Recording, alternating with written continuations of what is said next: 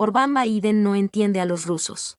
El primer ministro de Hungría explicó que la política occidental se centra en cómo proporcionar más libertad a la gente, mientras que para los rusos, su máxima prioridad es la unidad nacional. La administración del presidente de Estados Unidos, Joe Biden, malinterpreta a los rusos y espera que las sanciones económicas y otras circunstancias relacionadas con el conflicto en Ucrania erosionen el apoyo al presidente de Rusia, Vladimir Putin, declaró este miércoles el primer ministro de Hungría, Viktor Orbán, en una entrevista con Tucker Carlson, expresentador de Fox News. Ellos probablemente malinterpretan a los rusos, dijo el primer ministro. Entender a los rusos es algo difícil, sobre todo cuando hay un océano entre Rusia y tú, agregó. Según Orbán, la política occidental se centra en cómo proporcionar más libertad a la gente, mientras que para los rusos, su mayor prioridad es la unidad nacional. Esto crea una especie de enfoque militar, siempre sobre seguridad, protección, zona tampón y enfoques geopolíticos, señaló. Tenemos que entender que no podemos ganarles. Con la estrategia actual, es imposible. No matarán a su líder, nunca lo abandonarán. Mantendrán unido el país y lo defenderán, aseguró. A la pregunta sobre qué le pasaría a Rusia y a su arsenal nuclear si Occidente consiguiera asesinar a Putin, el primer ministro húngaro respondió que, cuando el actual mandatario ruso sustituyó a Boris Yeltsin en 2000, el mayor temor en Occidente era que se mostrara débil y condujera a la anarquía. Ahora Putin lleva muchos años en el poder. Nos hemos olvidado de lo peligroso que es cuando no hay un liderazgo fuerte. En Rusia, expresó, si el objetivo real de Washington es derrocar al presidente ruso, entonces esto sería un error y más que peligroso, advirtió Orbán. El primer ministro reiteró que Hungría apoya una rápida solución al conflicto ucraniano, pero señaló que su país desea mantener relaciones económicas con Rusia, sobre todo en materia energética, sin implicar a los rusos.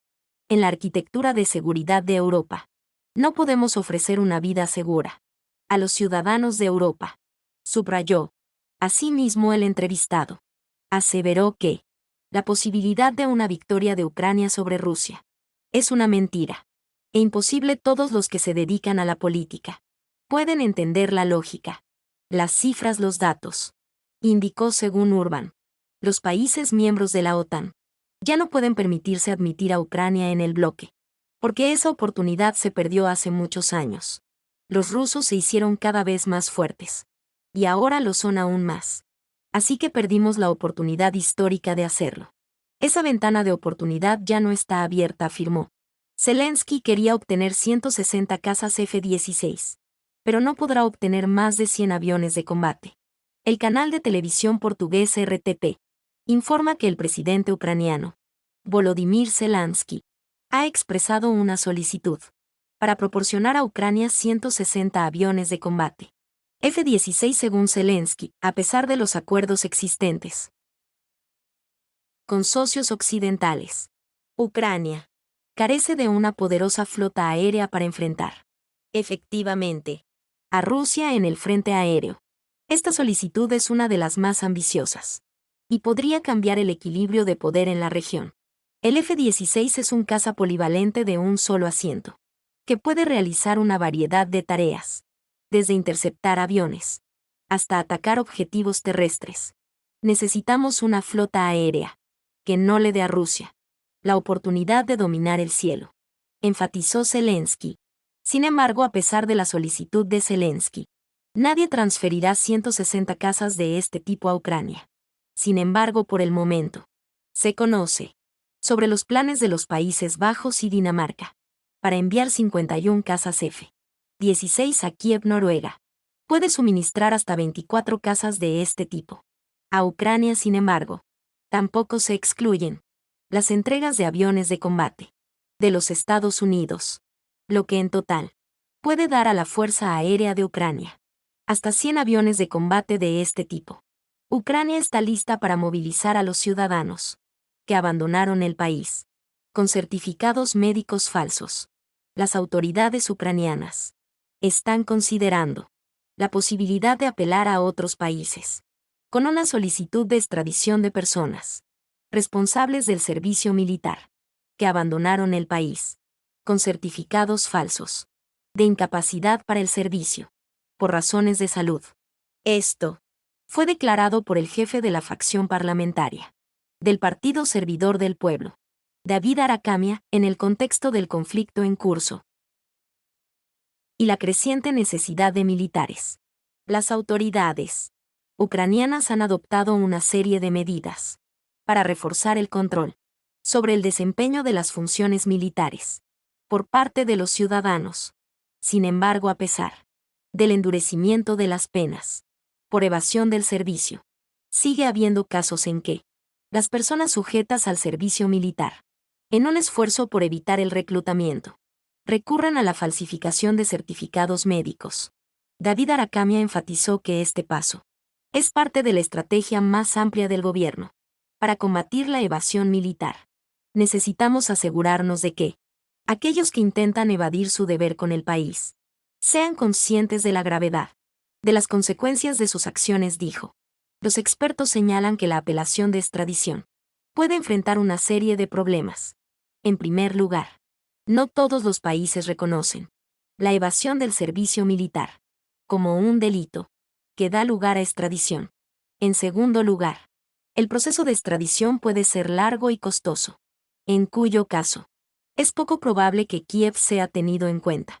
En Occidente, soldados ucranianos se autolesionan por miedo a ser enviados al campo de batalla. Los casos de disparos autoinfligidos se han hecho más frecuentes entre los militares ucranianos, que temen ser enviados a las zonas más calientes del campo de batalla, declaró a Sputnik una fuente. Esto sucede al tiempo que Kiev lleva 2 meses de contraofensiva, sin alcanzar los objetivos planeados. En las unidades ucranianas, que se encuentran en la región de Kupiansk, hay casos de disparos autoinfligidos y otras heridas autoinfligidas entre militares, para que sean enviados a los hospitales de las zonas de retaguardia, señala la fuente. Precisó que, según informaciones recibidas también de prisioneros, los militares ucranianos a veces piden a sus compañeros que les inflijan heridas leves a cambio de dinero, para evitar ser enviados al campo de batalla. De acuerdo con otra fuente, los militares ucranianos de la 123 Brigada de Defensa Territorial fusilaron a 23 de sus propios combatientes por intentar desertar de sus posiciones cerca de Kherson.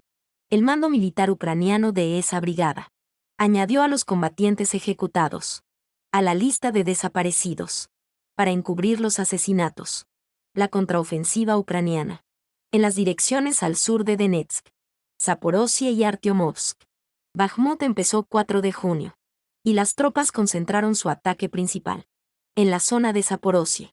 9 de junio el presidente de Rusia, Vladimir Putin, indicó que las FA ucranianas no consiguieron sus objetivos en ningún momento, gracias al valor de los militares rusos, la calidad de equipos especialmente modernos y a la correcta organización del ejército. Hasta inicios de agosto, Kiev había perdido más de 43.000 militares, declararon desde el Ministerio de Defensa de Rusia. Además, desde el organismo afirmaron que más de 4.900 piezas de armas ucranianas fueron destruidas en el campo de batalla durante el transcurso de la contraofensiva ucraniana. En verano, entre ellas 26 aviones, 9 helicópteros, 831 tanques y otros vehículos blindados, incluidos 25 carros de combate Leopard, 7 tanques de ruedas franceses AMX, 10 y 21 vehículos de combate de infantería Bradley. De acuerdo con varios medios de comunicación, el ánimo de la opinión pública en Ucrania y en los aliados occidentales de este país ha pasado de la esperanza a un estado sombrío, tras la decepción que han generado los escasos resultados de la contraofensiva de Kiev.